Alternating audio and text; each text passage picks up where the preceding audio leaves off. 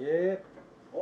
안녕하세요, 원장님. 안녕하세요. 진짜 예. 오랜만입니다. 예. 잘 지내셨어요? 예. 코로나 스타일 이렇게. 예.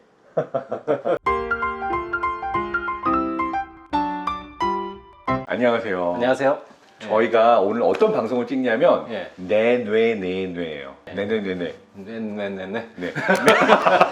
내뇌는 이제 저의 뇌와 출연하시는 분의 뇌가 최대한 서로 인터액션 하면서 어떠한 재밌는 이야기들이 오고 갈 수 있는지 편하게 얘기를 나눠보려고 합니다. 예. 치료하러 찾으신 분들 꽤 많을 것 같아요. 예. 정신과하고 환자가 많이 늘었다고는 하는데요. 개개 병원들은 사실 잘 못 느껴요. 정신과가 개업이 굉장히 는 상태여서 사실은 더 박하다고 할까. 제일 호황은 무한도전 나간 다음에가 가장 많았나요? 저는 솔직히 무한도전 나가기 전이 제일 좋았고 나가고 난 다음에 이러다 병원 망하겠다 얘기까지 나올 정도였어요. 진짜요? 무한도전 같이 이렇게 나가게 되면은 각 지역에서 다들 연락을 오시잖아요. 근데 원래 부산에서 오신 분 10분 얘기하고 하고 싶어 하진 않거든요. 오는 분들은 많은데 충분히 그만큼 시간을 내기에는 네. 24시간이 모자란 거예요. 요즘 오시는 분들이 코로나 때문에 이 격리 생활하는 것 때문에 이제 스트레스 많이 받는 분들이 있죠. 맞아요. 그래서 스트레스를 풀 채널이 없는 거예요. 맞아요. 그냥 술 먹고 여행 가고 놀러 다니면서 다들 그걸 풀었는데 맨날 가족들하고 앉아가지고 가족끼리 툭탁툭탁 하니까 맞아요. 특히 애들이 학교를 안 가니까 학폭 문제라든가 이런 거는 이제 많이 줄어들었어요. 아 진짜요? 네. 학교를 가야 학폭이 생기죠.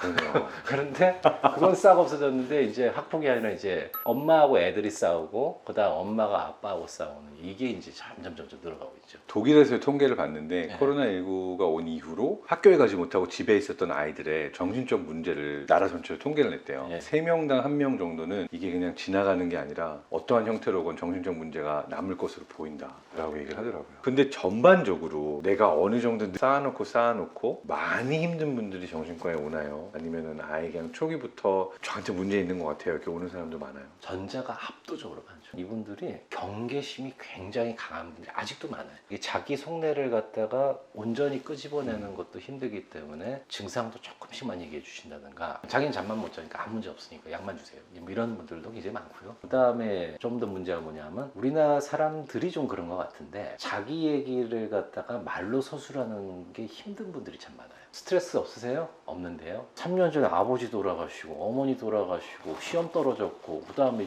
친구랑 살다 그럼 우울해야지 정상 아니에요? 그러면 자기도 이제 피식 굽고 그러는데 자기가 견뎌낼 수 있다고 생각을 하지 말고 이런 증상이 나오는 거 보니까 내가 좀 힘든 것 같다 이렇게 얘기를 해주면은 얼마나 편하고 그다음에 치료하기도 훨씬 더 쉽다. 그러니까 사실 치료의 첫 단계는 내가 사실은 되게 힘들었구나라는 거를 깨닫고 알고 얘기할 네. 수 있게 되는 게 사실은 첫 번째 네. 치료의 스텝인 거네요. 그렇죠. 미국 정신의학협회에 등록되어 있는 네. 우리나라의 이제 토착병 중에 HWA, BYONG, 화병.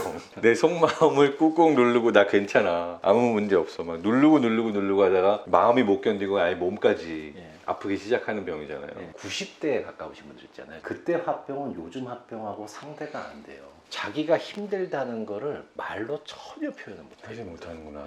그런 할머니들이 평생 고생하시고 그 할아버지 때문에 고생하셨던 분들이 나이 한 60, 70대 이제 병원 오시는데 밑도 끝도 없이 가슴에 뭐가 이렇게 들어차 있고 목으로 이렇게 올라오고 등으로 열감 번지는 것 같고 이제 이런 얘기 하신다고요. 자율신경계 증상이거나 네네네. 아니면 답답함을 갖다가 신체적인 어떤 형태로 본인이 상상하게 증상으로 드러나오시는 분이 대부분이에요. 그럼 이분들은 의사가 설명을 해줘도 잘 못 받아들이는데 시집 장가간 아들, 딸이 놀러 오거나 그 다음 자기한테 잘해주면 급속도로 호전을 보이고 집에 돌아가면 급속도로 나빠져요. 또 나빠지고. 네. 그러니까 진짜 마음의 병이 몸으로 그대로 나타나는 네. 증상이네요. 저희 직업이 약간 배우 같다고 느낄 때가 많아요.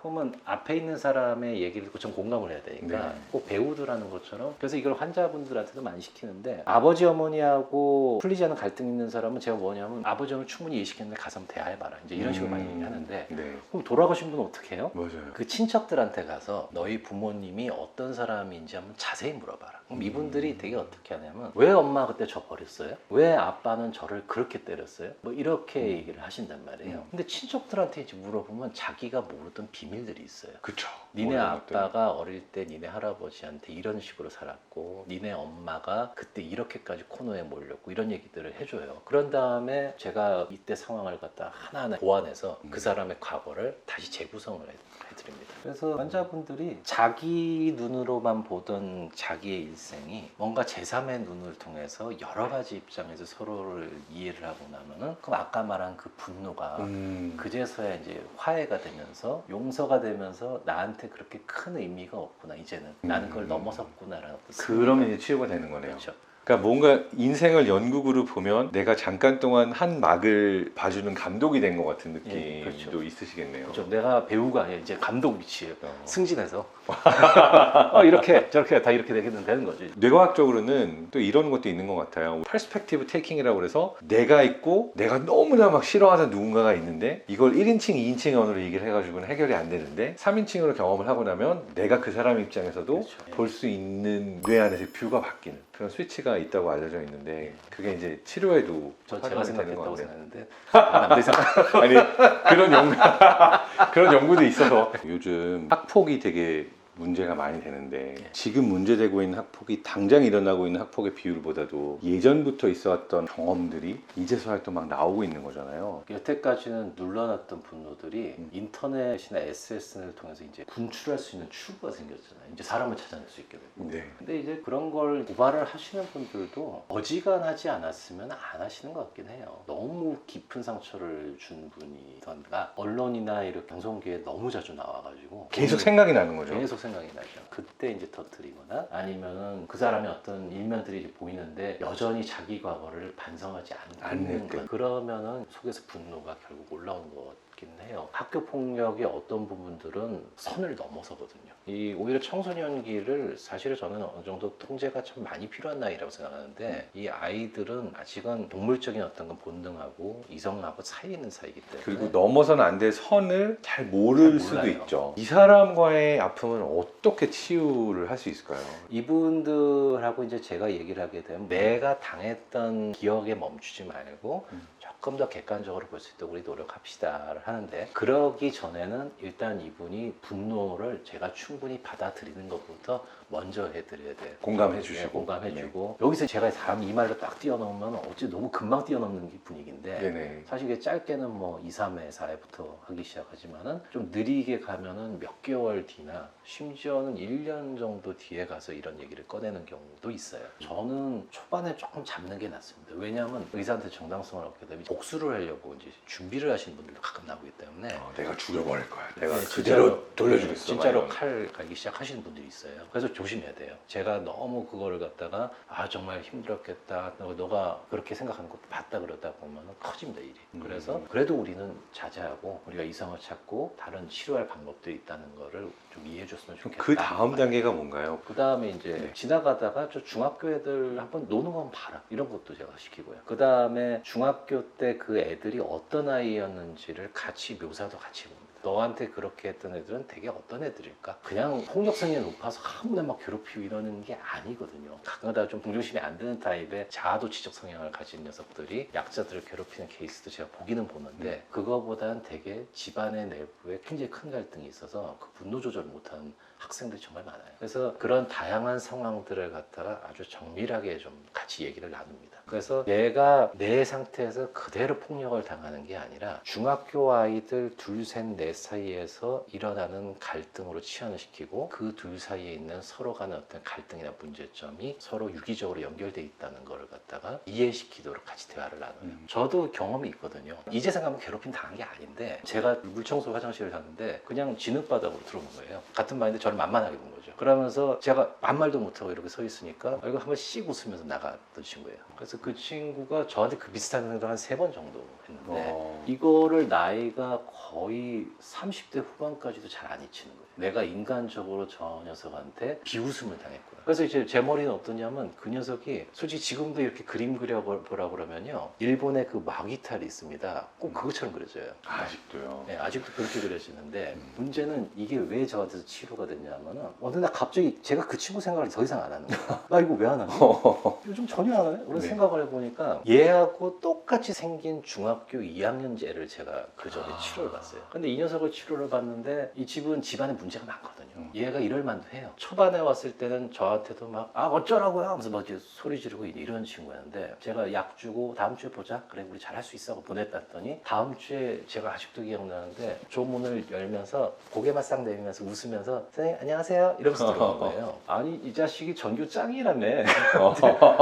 귀엽게 들어오네. 들어와. 그러면서 이제 되게 치료 잘 됐어요. 아빠 엄마 문제도 잘 해결되고 나중에 몇 개월 이제 치료 나갔는데 그 다음에 제 머리 사라진 거예요. 왜냐면 제가 알게 된 게 그 괴물같이 생긴 애가 아니고 그냥 중2 꼬마였구나. 전교 짱이라고 해도 저 정도 키에 저 정도 얼굴이었구나. 아 그럼 내가 지금 여태까지 사로잡혀 있던 거는 나 스스로 내가 계속 키워왔던 어떤 공포였구나 라는 생각이 들기 시작한 거예요. 그래서 나중에 한 더 10년 뒤에 가니까 어느 날 이제 그 생각 들더라고요. 실제로 걔가 나를 그렇게 괴롭힌 건 없는 것 같은데 내가 가지고 있는 콤플렉스랑 그 친구가 연결이 돼서 끊임없이 연료를 제공하고 있었던 거예요. 저는 비슷한데 약간 또 반대 케이스에서 그렇다고 제가 가해자였던 건 아닌데 네. 엄청 똥이 많았어요. 네. 화장실 진짜 급했어요. 근데 네. 거기는 선생님 시켜서 청소를 해야 되는데 네. 청소 끝나면 와라 이런 데는 너무 급하니까 그냥 얘를 밀고 화장실에 들어가서 볼일을 본 거예요. 저도 그때 막 급하니까 이게. 근데 그때 자기보다 덩치 큰 아이가 그냥 밀치는데 벽에 밀쳐지고 나는 청소를 해야 되는데 들어가서 쟤는 그냥 자기 볼일을 본 게 너무 분했던 거예요. 근데 그걸 언제 알았냐면 사회에 나와가지고 만났어요. 저는 아무 기억이 없으니까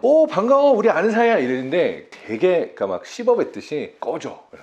이 방송 볼 수도 있겠다. 근데 나중에 왜 그랬나라고 결국은 이야기를 하고 풀었는데 알고 보니까 그 기억이 너무너무 스스로가 분하고 제가 똥 마려워서 들어갔던 그게 폭력이었던 서로의 기억이 다르니까 나중에 이렇게 만나고 그 얘기를 들을 수 있었던 게 다행이다 생각했던 게 나중에 진짜 미안하다고 했어요. 그게 그런 감정으로까지 몇 년 있다 남을 줄 몰랐고 난 그때 진짜 급해서 바지에 똥 쌀 뻔했어 진짜. 얼마나 창피했는데 거기서 나온 힘이야. 그래서 정말 미안하다라고 했는데 피식 웃더라고요. 그때는 별거 아니었었던 건데 누군가의 기억 속에서는 키워질 수도 있는 것 같더라고요.